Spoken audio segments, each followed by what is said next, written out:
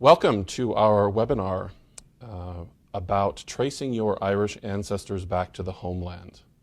My name is Kyle Beatty, and I work for Progenealogists, which is a division of Ancestry.com. This is one of 3 presentations we're having this week on the immigrant experience and tracing immigrants. My colleagues, Corey Myrink and Kathy Cortez, are also giving webinars. Corey's a general immigration webinar, and Kathy's on UK roots. So I certainly encourage you to check theirs out as well. In this webinar, we're going to be talking specifically about Ireland and tracing Irish immigrants back to their origins. You can see on this slide that there's a link to our Irish research pages on the Progenealogist website. And there you can find a lot more information to follow up after this webinar, and a lot of links and other pieces of information that will help you with your Irish research. Just a little bit about me. I've been doing Irish research for about 20 years. I travel to Ireland quite often for research. I have ancestors who came from Ireland to the United States who were Catholics and who came to Canada who were Protestants, showing part of the mix of ethnicities and backgrounds that we have in our immigrants from Ireland. Dwight Radford and I published a book that is called Discovering Your Irish Ancestors. And this book is now available as in the ebook form, and you can get that from the publisher, which was Better Way Books. Also, Dwight and I published for about 6 years a journal called The Irish at Home and Abroad, about Irish and Irish immigrant research, which was part of where we gained our education about many of the topics I'm going to address to you today. And I'd like to start out by talking about what are we really referring to when we say we want to trace our Irish roots and we want to get back to a specific place in Ireland that our ancestors came from. How specific can we really get? And one of the exciting things about Irish research, which is difficult in some ways, is that we can actually, if we use the records right, set foot on the exact plot of land where our ancestors lived in the 1840s, the 1850s, the 1880s, and sometimes even earlier. And you can see here a picture of one home site that we were researching in County Donegal in the north of Ireland. This is a house in a place called Carricktaskin, in a townland called Ardnagappery. And you can see that some of the place names in Ireland get a little difficult to pronounce and spell. But sometimes you will find that there's a house actually still there, or a more modern one built on the place where your ancestors lived. Sometimes you'll find there's only a field left. Sometimes there will be ruins. But you can actually walk the land that your ancestors lived on, worked, farmed, go to churches and cemeteries in the area, and really step back 150, 200 years in time, which is for me the ultimate experience in Irish research. Sometimes, like I said, you won't find anything there other than a field, but you're still in the place using the maps that we have where your ancestors originated. And one time in County Wexford, I had a particularly moving experience when I had been traipsing around for miles in this particular townland trying to find the field where these ancestors lived. I figured there would be nothing left after 150 years. I managed to electrocute myself with some of the barbed wire that kept the cows in, but after that and some other trials, I finally got to this spot where I knew from the tree lines that this was the spot where the ancestors had lived. And what was even more incredible was that there actually were some hidden stone ruins there underneath the trees and bushes, and I could get a few pieces of the house that they lived in. Another time I was researching in Ireland, and I got to this townland where the ancestors lived, and only 5 years before, their house had been taken down by the present owners. And so there was this great moment of disappointment. But then the man said, who owned the property that they had lived on, I knew that eventually there would be an American or a Canadian or an Australian who would come looking for this house, because Irish people are very used to people from abroad coming and looking for their ancestors. And he had kept a piece of the grate from the fire and a brick from the house that he gave me to take home. So my client was obviously very happy in that case. And these are the kinds of experiences that we can have in Ireland in tracing our immigrant origins.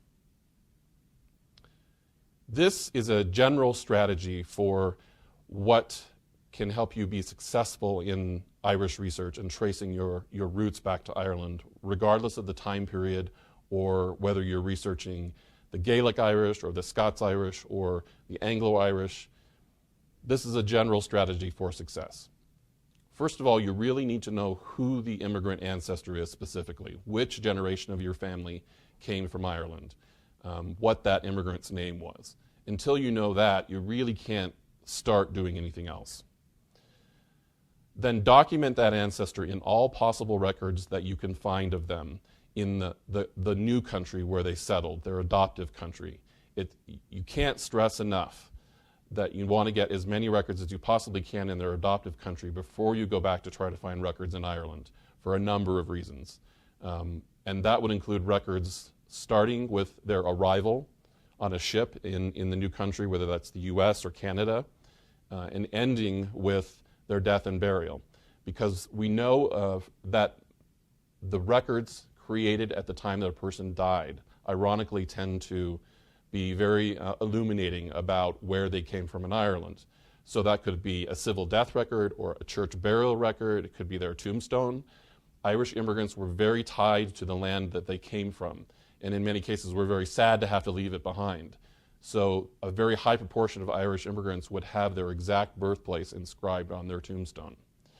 It could be a funeral home record or an obituary. Those types of records created at the time of death are very important. You also want to look for similar records for any relatives, especially, or friends that you can associate with your ancestor who may have come from the same place in Ireland, and trace them out too. That could be witnesses at marriages, sponsors for baptisms of children, neighbors on the farm or neighbors on the street in the city, witnesses at naturalizations, and people involved in land transactions with your ancestors.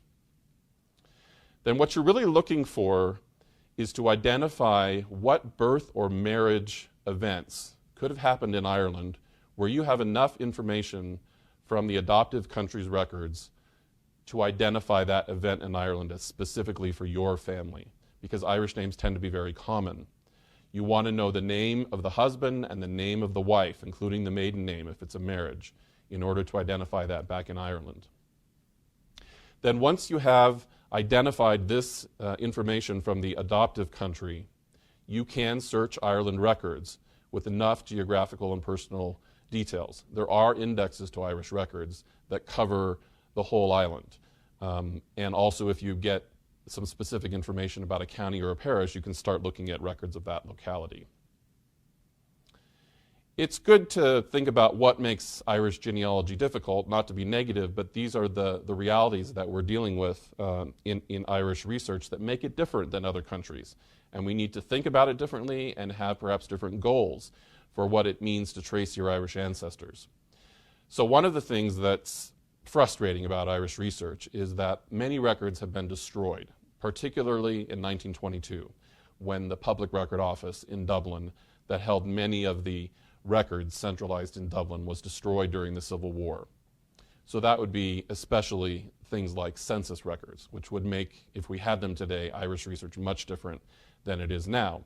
But the fact that we've lost a lot of records also forces us into using some more interesting, diverse record collections that we might otherwise not ever even think about using if we had censuses surviving still.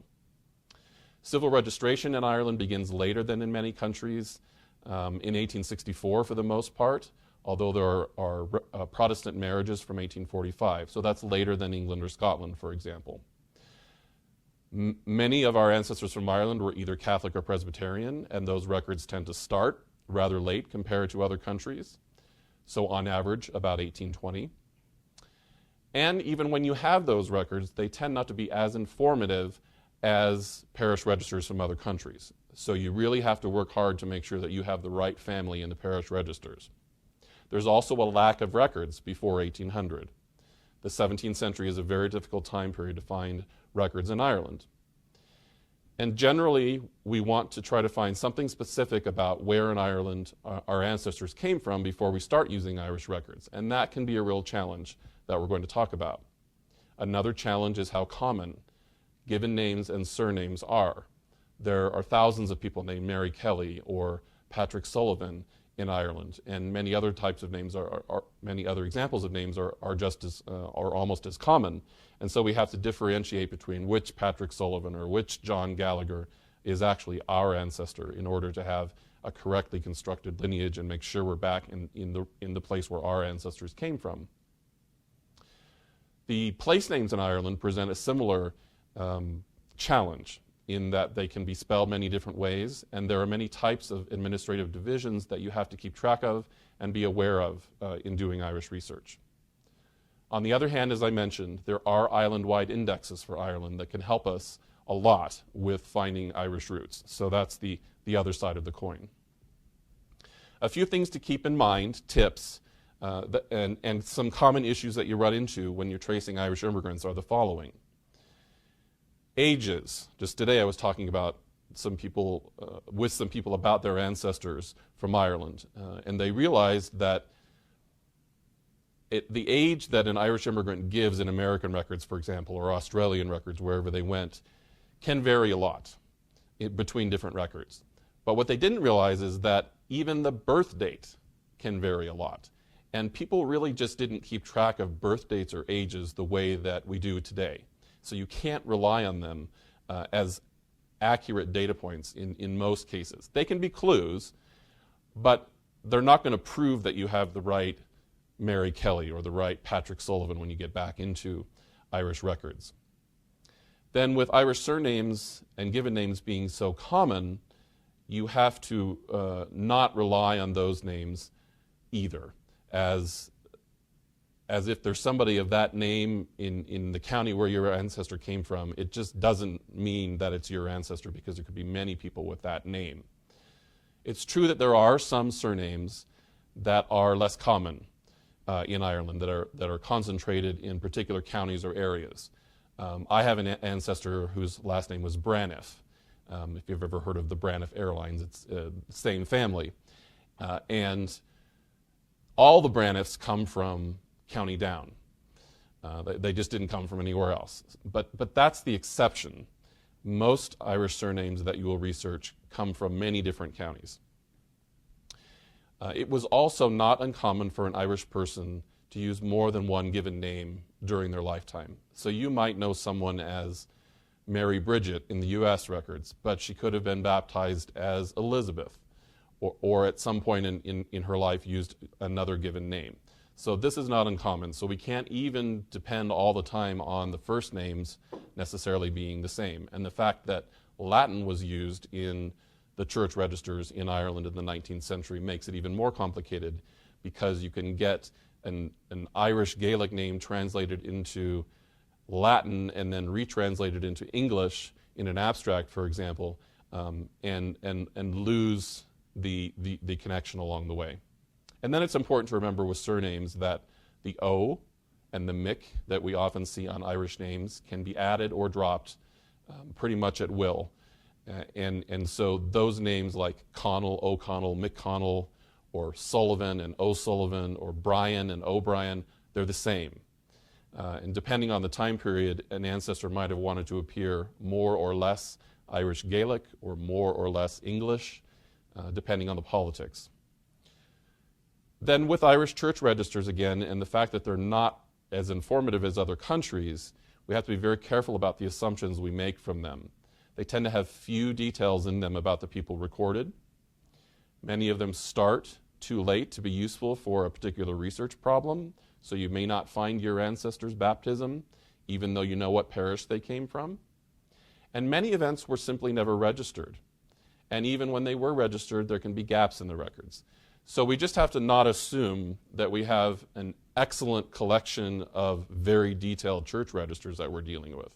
We have a good collection from about 1800 or 1820 onwards for most religious denominations, but you have to be very careful about the conclusions that you come to when you're studying these records, and glean as much information as you can out of looking not only at your direct ancestors, but other people who lived in the little townland your ancestors came from, and other relatives that you may find as sponsors or witnesses in those records. A really important thing to realize is that to be successful in Irish immigrant research and tracing your Irish origins, you're very likely going to have to expand your mind beyond just looking at your direct ancestors and looking at the whole context of the family and of the neighbors and associates that your immigrant ancestor may have had. So you want to multiply your chances of success with this research by looking for records of the immigrant's spouse, their children, their brothers and sisters, their parents, their aunts and uncles, their cousins. Because if you look at 10 people and you have a 10% chance that any one of them might have a record saying where they're from in Ireland, you're obviously going to have a much better chance with 10 people than you are with only one. And this also relates to the migration patterns that we see commonly with Irish immigrants, which are chain migration or group migration. Chain migration refers to the fact that Irish people tended to follow each other, just like many other ethnic groups. One person would come over, then another person from the family or another person from that locality. So looking at these associations become really important to tracing an immigrant origin. Sometimes they came in groups as a family. Sometimes we even see a congregational migration. This is particularly common with Presbyterian congregations, where almost all the people from a church in Ireland would pick up and move together to a new settlement in America. So having talked about what some of the problems are, what can we depend on becomes the question with Irish research. And although we've seen that birth dates are not very dependable and even names are iffy, if you can find parent names for an immigrant, that's really going to help you to pinpoint the right person in Ireland. So it could be your immigrant's parent names, or it could be your immigrant's wife's name if they were married in Ireland. But if you have two people married in Ireland and you know their full names with the female's maiden name, that's going to really help you to isolate the right family, because it's relatively rare for more than one couple with the same names to be having children in the same area at the same time. You can also build, if you can't find that information, you can build a family with other details, like you might be able to tell that your ancestor had a brother named Cornelius and a sister named Bridget and another sister named Mary, and you know approximately when they're born. And if you can build a family group like that, even if it's incomplete, it will help you to know when you get into the Irish records whether there's a matching family group, and you can really tell whether it's your ancestor, because you're not looking just for one person, but for several interrelated persons where you're going to have a matching pattern. Here's a hypothetical example that illustrates some of what I've been talking about in terms of when you have enough information to conclude that an Irish person that you found in an Irish record is actually your ancestor rather than somebody else with that name. So think about starting out with this information that we're researching an immigrant named Thomas O'Connor. We find from the U.S. records, he came in about 1870 to the U.S., that he was born on the 15th of May, 1845 in County Kerry, which is in the south of Ireland.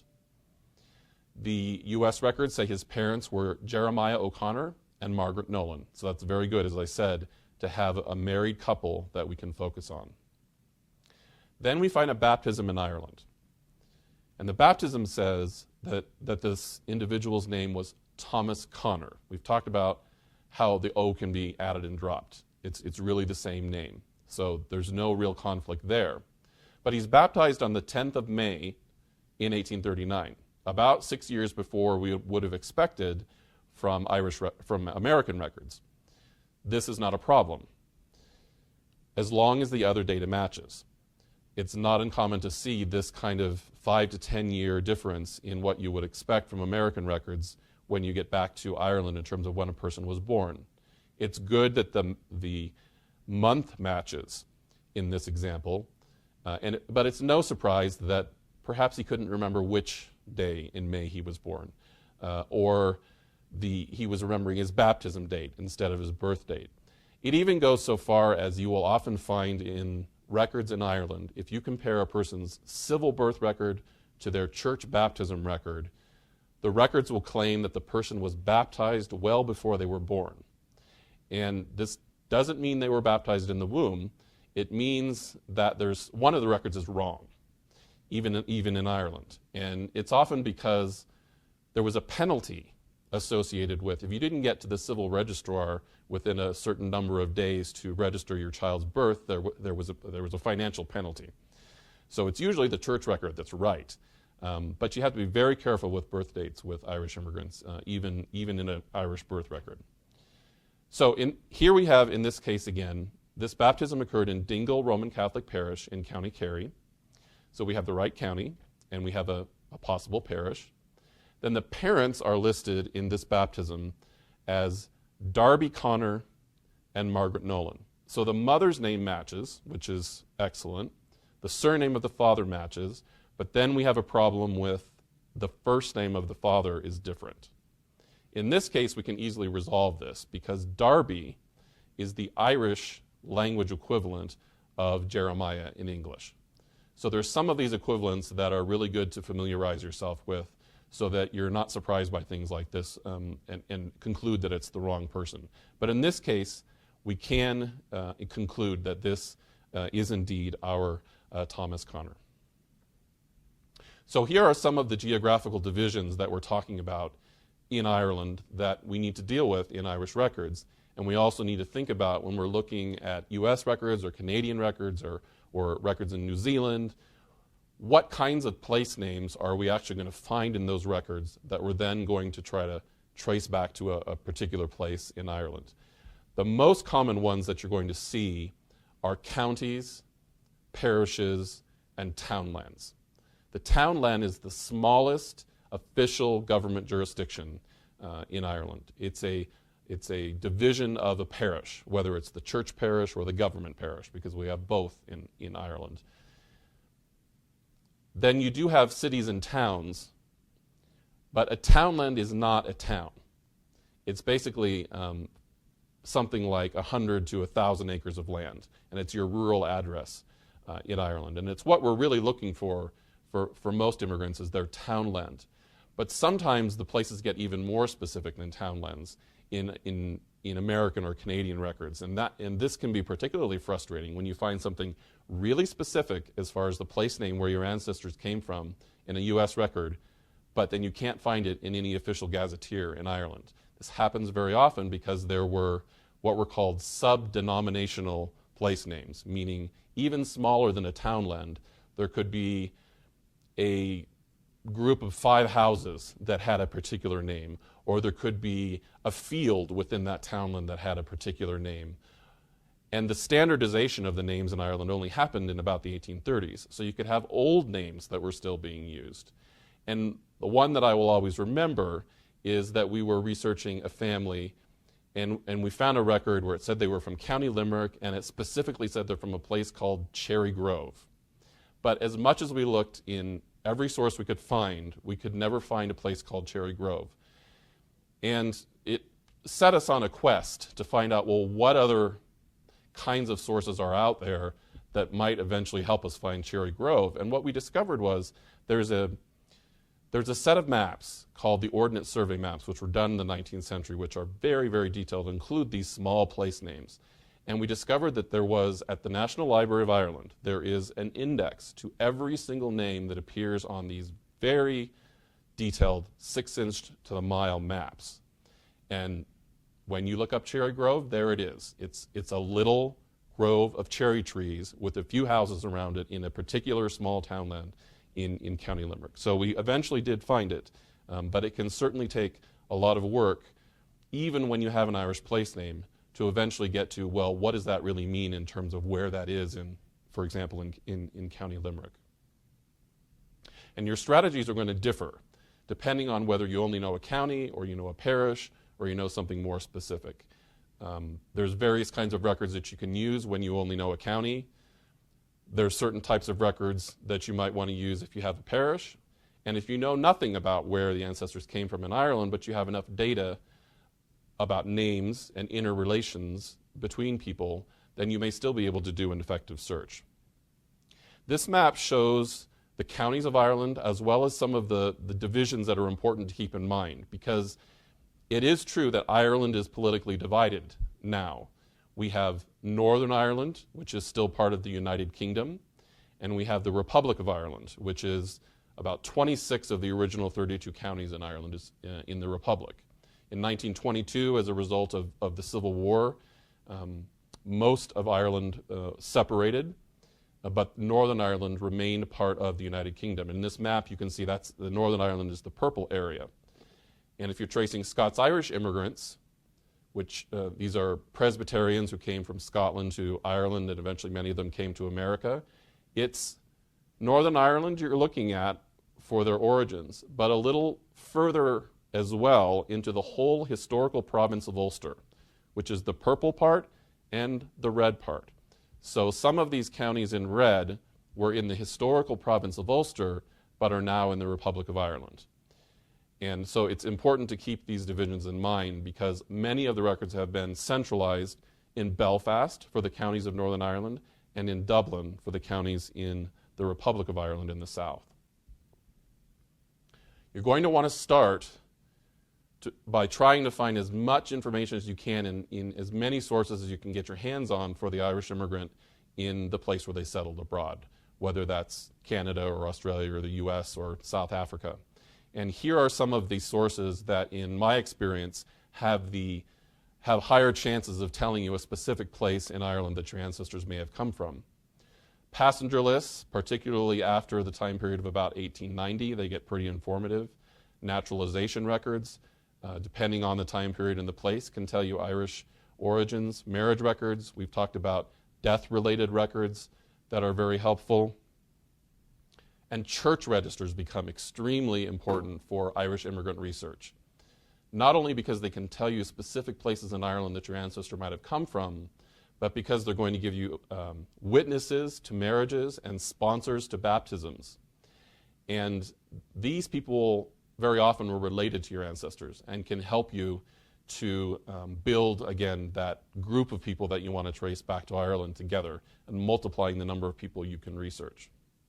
Military records are also very good for Irish birthplaces, and then county and local histories, particularly if you're researching people who were pioneers in the areas where they settled, or their ancestors were pioneers in an area where you're doing 18th century research. The published material becomes really important in those cases.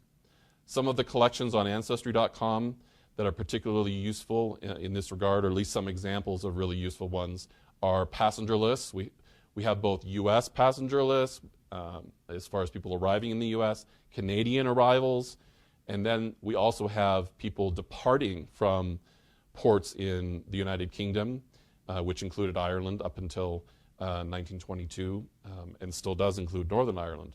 So you can find both departure and arrival lists. You can find church records from Quebec, for example. There's a huge collection. Church records from the United Kingdom, if your ancestors happen to stop in the UK on their way to the United States, for example, or they settled in the UK. Then there's transportation records for Australia, because many of the people who went to Australia were convicts or people who were related to convicts who later followed them to Australia to settle. And then even things like bank records can be really helpful for Irish origins in certain cases. And the New York Emigrant Savings Bank is a really important one. So how do we decide when to switch from using records abroad, like we've just talked about, to using records in Ireland? It's important to say, before really answering that question, that even when you have, no matter how specific you get with finding an Irish place name, if you discover one, it doesn't mean that you want to abandon the records of the country where the immigrant settled, because there may still be important information to gather about the family as a whole that are going to help you have better chances for making connections in Ireland. But you can switch to Irish records when you either have enough geographical information or enough specific personal information about several interrelated people from Ireland, whether that's a husband, wife, and children, or an immigrant and parent names. If you have those kind of connections, especially if you have several surnames that are interconnected, you can then start to look at Irish records. And we're fortunate that Ireland does have a significant amount of index sources that cover the whole island. Those include civil registration starting in 1864, which is on Ancestry.com. Another source on Ancestry that we have are Griffith's Primary Valuation and the Tithe Allotment books. These are 19th century tax records, and the reason we use them is because the censuses were destroyed. So that's an example of, we probably wouldn't be using these sources very much if we still had the censuses, but they actually have some information that the censuses didn't even have. That can be very interesting, and that can help you, again, tie you to a specific plot of land where your ancestors lived. There are indexes to church records available online now for most of Ireland in terms of the surviving church records. And then for the 20th century, we have the first surviving census in 1901, and then the 1911 census are indexed online and can be used for finding origins. When you go to the Ancestry.com website, I recommend that you access Irish collections by using the area where you explore by location. So if you click on the search button on Ancestry.com, then you can see the map in the lower left-hand corner of that search page, which allows you to navigate geographically. So you click on the UK and Ireland tab, and then you click on the Ireland tab within that in order to find the Irish collections on Ancestry.com. There are many, many Irish collections on Ancestry. So the most important ones are shown on this initial page, but you can expand any particular record group type like birth, marriage, and death records or military records to get even more databases.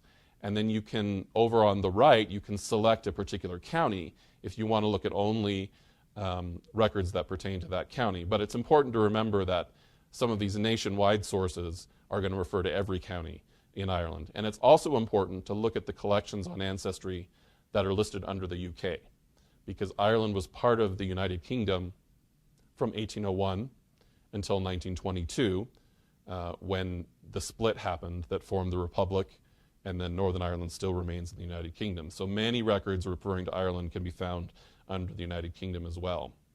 And here's just a list of some of my favorite records from Ancestry.com. We've talked about many of these already.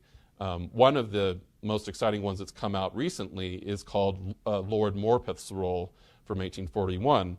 And the reason that this is particularly exciting is the year, because the famine hit in 1846-47 in Ireland, and we tend to have less records available before the famine when we saw about 1 million people leave Ireland and 1 million people perish in the famine. But this is a source that can serve as a substitute for the early 1840s. And you can read more about how this developed, but the names have been abstracted and indexed on Ancestry.com, so it will be interesting to see how we can use this for tracing ancestors that might have been really even more difficult to find before the availability of this source. Just an example of the kind of work that Ancestry is trying to do in expanding what records from Ireland are available to us. There are some other entities that are doing excellent work with making Irish records available as well. And one that you really can't fail to talk about are the county-based Irish Heritage Centers. And these are indexing centers that have records of many different types, like church records and censuses. And they're on a county basis. So if you know what county your ancestors from, or you suspect what county your ancestors from, you can go to their websites online and you can do a search. Sometimes the search is free, sometimes there's a fee associated with it. But it's an incredible advance to have church registers, for example, from most of Ireland available online now for us to search from the heritage centers. There are also, it's worth noting, many records available at the Family History Library in Salt Lake City that were microfilmed in Ireland. In some cases, it's really easier to do Irish research in Salt Lake City than it is to do it in Dublin, because you have one repository you're visiting rather than 6 or 10. So I would emphasize not ignoring what's at the Family History Library and to try to use what's at the Family History Library or available to be ordered through its family history centers around the world before you make a trip to Ireland, because you can combine what's online with what's at the Family History Library, and then eventually you can go to Ireland. And fortunately, there still are sources that are only available in Ireland to give us all the excuse to make that trip. But you want to do it after you are well prepared, using the records that might be available to you right here in the U.S. or whatever country you may live in. And then I want to touch a little bit on the Scots Irish, because it's a really important emigration group that many of us have ancestors in. And one of the reasons is just numbers. The Scots Irish came to America largely between about 1718 and the early 1800s. And there were hundreds of thousands of them. And now there are millions of descendants of these immigrants who came from Ireland, interested, and some of them obviously, interested in finding their roots. And it can be tough because of the time period. The origins of the Scots Irish were they were primarily lowland Scots who came to settle in the northern part of Ireland called Ulster in the 1600s. And then about 100 years later, because of conditions in Ireland, again, hundreds of thousands of them went to America. They were primarily Presbyterians, although there were some other religious denominations involved. And there are various records that you can use to trace the Scots Irish, whether it's in Ireland or in America. In Ireland, we have some early church records and some church-related records. So there's baptisms and marriages and deaths, but then there's also things like Kirk session minutes that were kept by Presbyterian congregations that you can look at. And then there are land-related records like leases that you can find for some ancestors, and censuses or census substitutes that were made in Ireland. And some of these are available on Ancestry.com. And then when you get to America, things like military records, histories, tombstones, compiled genealogies are really important. Again, because so many people are descended from these immigrants, you might find someone who's done a fairly good job of researching them already. As far as books that can help you with more information about how to do Irish research effectively, there are several I would recommend. One is James Ryan's book called Irish Records, which was published by Ancestry.com, and it is particularly good for finding out what records survive for a particular parish or a particular county that you might be interested in. Another Ancestry book is David Wimet's Finding Your Irish Ancestors. And particularly if you're at the beginning stage of doing Irish research, this is a really good one to read for a lot of helpful tips.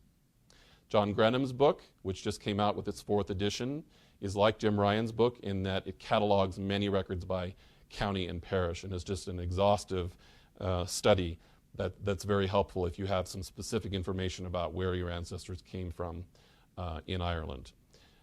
And then the book that I mentioned that Dwight Radford and I wrote on Irish ancestors is also a good place to go to find out more about what I've been talking about, some of the details behind what I may have said rather quickly. You can go to our book and find more details and tips and hints that will help you as you move forward. So I think at this point we'll take some questions and I will answer those for you to the best of my ability and try to give you some examples of how we can do Irish immigrant research effectively given the records that we have and the strategies that we've found to be successful. The first question is from Dennis Reddington, and he asks, my ancestor came to the U.S. by way of Liverpool, England. He married there in 1849 and then came to the U.S. in 1865. What records in Liverpool might help me identify his place of origin in Ireland? So what records? Church records are really important.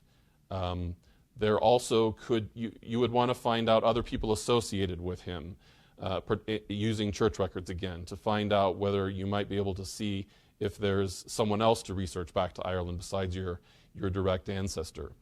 You can look at civil registration records as well.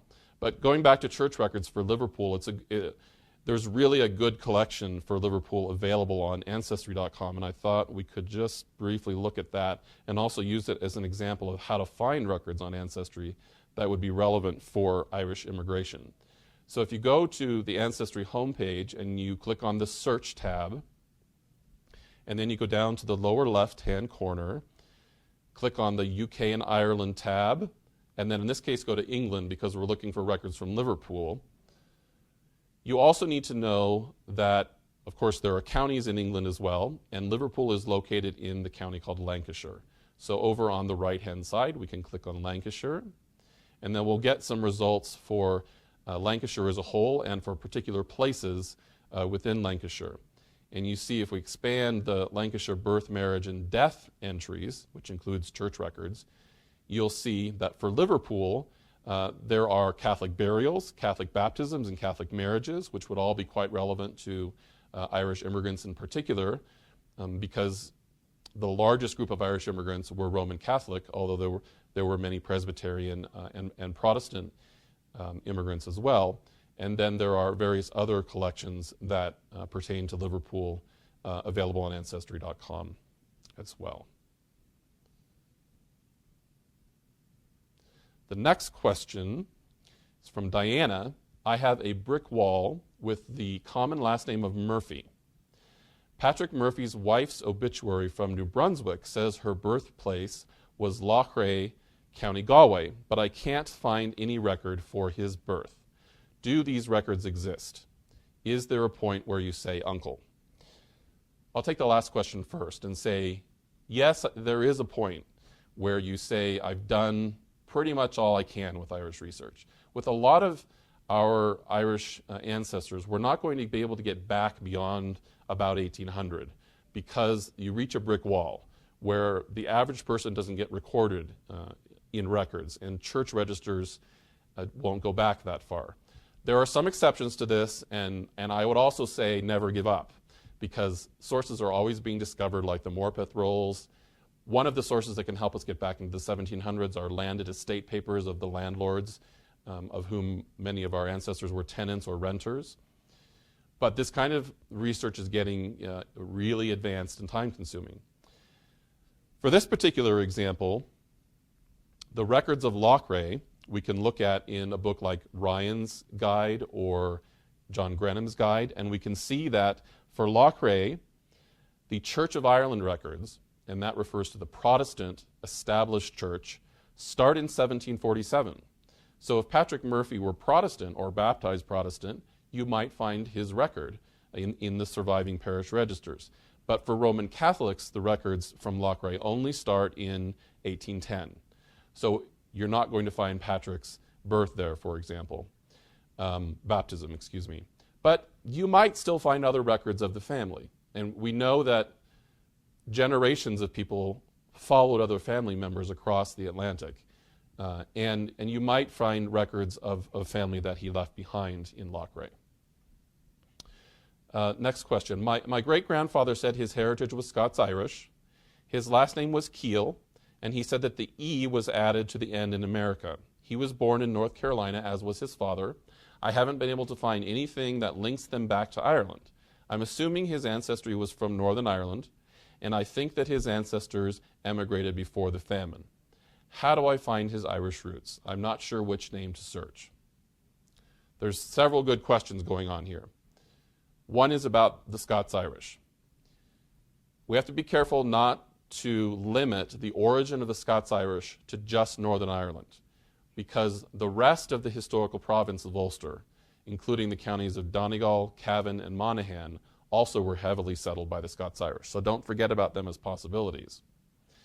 Then with the name Keel, Keel with an E, Keel without an E, it's really the same name. It's how it was pronounced that mattered. So we're going to want to look for all variations of the name that sound alike. So one thing we can do, I don't know when these people came over from Ireland, but regardless of whether they came in the 1700s or the early 1800s, one of the sources that can be really helpful to look at and is available on Ancestry indexed are the tithe allotment books. So if we go back to our search page and we look under Ireland. So UK and Ireland, Ireland, and then go to the category that's called tax, criminal, land, and wills. Under that, you'll see these two important Irish census substitutes: Griffith's primary valuation from the 40s, 50s, and 60s, and the tithe allotment books from the 1820s and 30s. So if we search in the tithe allotment books for the name Keel, oops, misspelled it. So if we use the E on the end, then we'll see that we come up with several people of that name. And you can see that some of them are in County Monaghan, a couple are in County Cork, and one is in County Donegal. Now, this is what I meant about considering all of Ulster. Donegal and Monaghan are in Ulster province, but they're not in Northern Ireland. But they're still good places to look for Scots Irish immigrants. So you've got some specific parishes there that you could look at and find earlier records in those parishes to see if your Keel ancestors might be there. If we take off the E, we can see that there's some more examples here from Cork and Cavan. The ones from Cavan would be more likely to be Scots Irish. So, but the entire island of Ireland is indexed now in the tithe allotment book index on Ancestry.com. Vicky has this question. I'm planning a trip to Ireland this fall. Do I need to contact the courthouses and/or records departments in advance to do research or obtain document copies while I'm there? You definitely want to do as much research as you can before you leave on a trip to go to Ireland, which reminds me of, the first time I went to Ireland, I was a little bit naive, and I tried to do a lot more than I could in the week that I was there, because if you've ever been on Irish roads, you can look at an Irish map and think that you might be able to cross Ireland in a day, but really you might be able to cross a county in a day, because the roads are basically how they were in the 1850s, which is part of the reason that we can find these old home sites, is because the roads are really following the same paths and unfortunately many times in the same condition as they were that far back.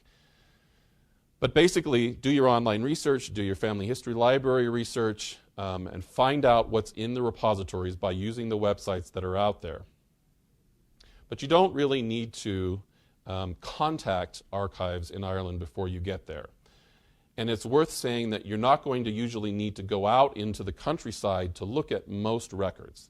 Most records are centralized in Dublin and in Belfast for the entire island. That's not to say everything's there, but most everything is in those two cities at various archives. Okay, a question from Rose in Ottawa in Canada. Her ancestor, William Sheehan, I'm going to paraphrase this for you, came to Canada, specifically Quebec, in the 1820s. Now, she says she knows via the church marriage record, which are really great in Quebec, and we have those online in the Drouin collection on Ancestry.com. The marriage record says that the parents are Patrick Sheehan and Margaret Wilson. We estimate his date of birth to be close to 1802. The only known fact is he comes from County Cork. Then she gives some more information, but I thought what was really interesting about this is that we have enough information to go and see if we can find this family in County Cork. Because County Cork is the largest county in Ireland, and it's been indexed on both of those websites that I mentioned by the county-based heritage centers. And the one that I would like to look at first is irishgenealogy.ie. So we go to search church records, and then more search options will give us more fields to fill in.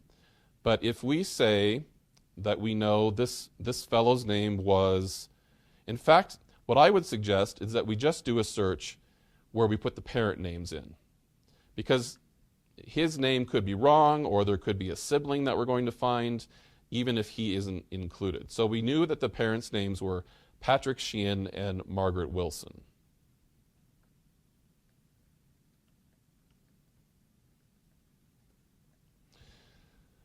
So what we see here is a lot of results, some from County Kerry, And there's various counties available in this particular website. So now we're going to have to narrow this more.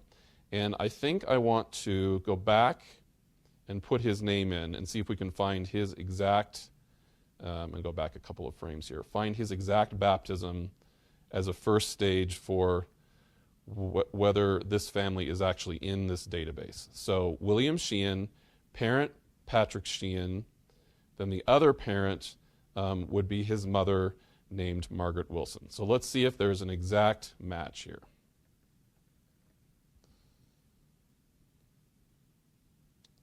There's one exact match. This is for William Sheehan of Bandon Road, who was baptized in 1789 in one of the parishes in Cork City. And his parents' names exactly match, Pat Sheehan and Margaret Wilson. It's very likely that this is the person that our questioner was asking about. Now, he's born about 13 years earlier than she thought. It wouldn't be unheard of for a man's age to be underreported that much in Canadian records, or they could have had two Williams in this family. There could have been one born who died young, and then another William occurred as a child, or was named a child in this family. But what you would want to now do is narrow this further and search for any records of this family, Patrick Sheehan and Margaret Wilson, in the South Parish of Cork, to see what other brothers and sisters you could identify that you might then be able to link to the Canadian records.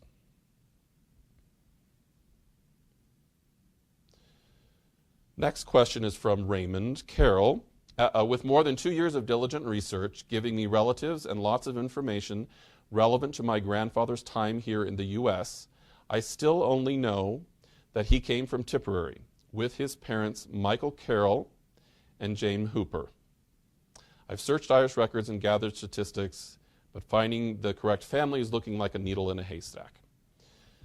Now, in this case, I would use the other website, just knowing from experience that the Tipperary records are indexed on the rootsireland.ie website. So if we log into that website, that's also derived from the Heritage Centers, we can do a search for this family. And I would suggest that we search all of Ireland, not just County Tipperary, although you can narrow to County Tipperary, because he could have been born in a parish that was in a neighboring county but close to Tipperary. So the information we have is that the father was Michael Carroll and the mother was Jane Hooper. So we can actually plug that in here, Michael Carroll and Jane Hooper, and see if we get a result. So it says no records were returned for the search criteria given. It's not surprising, but when you have parents' names like this is the kind of search that you always want to do. There's several possible explanations for this. One is that the records don't survive early enough in the parish that this family is from. Another is a quirk of County Tipperary, which is that County Tipperary actually has at least 3 heritage centers that have indexed different parts of the county. And one of those heritage centers, which is based in Tipperary town, is not online. So the next thing I would do is to write to that Tipperary Town Heritage Center and see if they have a record of this family. One family of my Irish ancestors has been traced to County Mayo. Bridget sent us this question. Griffith's valuation has been searched in an attempt to find exactly where they lived, but there are 2 Patrick Gallagher Jr.'s. Is there any way to tell which Patrick Gallagher Jr. was my relative from Griffiths or related information? The bottom line is there are going to be hundreds of Patrick Gallaghers in County Mayo, and you really need to have more specific information from U.S. records or Canadian, depending on where the person settled. Hopefully another surname that's associated with this family in order to try to tie this down to a specific place in Mayo. And then once you get into a specific parish in Mayo, you still may have several Patrick Gallaghers, and you'll have to get into separating them out. And one of the sources that you can use that's really helpful are what are called valuation revision books. These are available on microfilm at the Family History Library, and also they're in Dublin and Belfast. And they basically pick up where the printed Griffiths valuation left off. And you can trace a person forward decade by decade to see when they died and who their descendants were. So you could differentiate between different Patrick Gallaghers that way. I know many records, writes Dina, were kept by local parishes. Is it okay to contact the local parish in your ancestor's town? If so, what is okay and reasonable to ask of them? I would always say, remember that churches are not set up as their primary focus to take genealogy requests. So they're doing us a favor, and always look to cover the back of the person who comes after you doing the next genealogy search. So be as polite as you can, be as specific as you can, give a donation to the church for their time. But also remember that many records are centralized. You may not have to go to the church to get the records. If you're talking about Ireland, most all of the records are available in central repositories in Belfast and Dublin. Jean's question, I have been unable to find out much about my great-grandfather who came from Ireland. I know via the 1910 census that he was born in 1866 in Ireland. He immigrated in 1888 and married an Irish woman in the U.S. named Annie Keenan. This is a very hopeful situation because this immigrant ancestor was born after civil registration started in Ireland. There's a huge collection of civil registration records available on Ancestry.com, both indexes and abstracts. So births start in 1864. You will probably need to find from U.S. records the parents of this person in order to differentiate which is the right guy when you get back into the Irish birth records. But you may find a civil birth. Now, don't be surprised if he was actually born in 1856, in which case you're going to have to switch to church records. But you could also search the civil birth records for siblings of this person, if you can find his parents' names from U.S. records.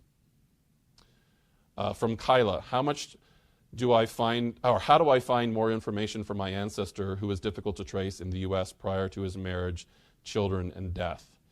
Before those events, I have nothing. I've talked to my oldest living relatives. He arrived in 1869 when he was 11 years old and was later naturalized.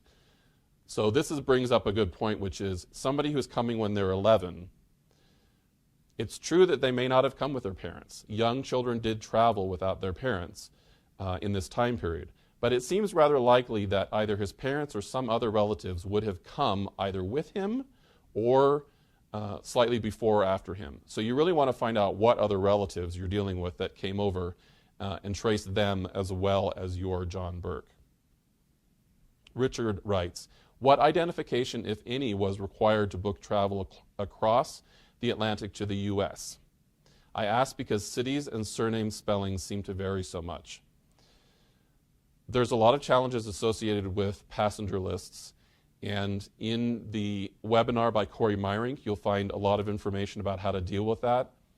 Really, there was no identification required as far as I know, and you'll find lots of variations in how people's names were spelled and what their ages were in passenger lists. Passenger lists don't tend to be particularly helpful other than to identify the ship that your ancestor came on until about the 1890s. Diana writes, who are the Scots Irish? When did they immigrate? And are they really just Irish in background? We've talked about this a lot. They were Scottish in background originally, Presbyterians. You also had from England, you had a lot of what we would call Anglo-Irish settlers living in Ireland who were of the Protestant religion.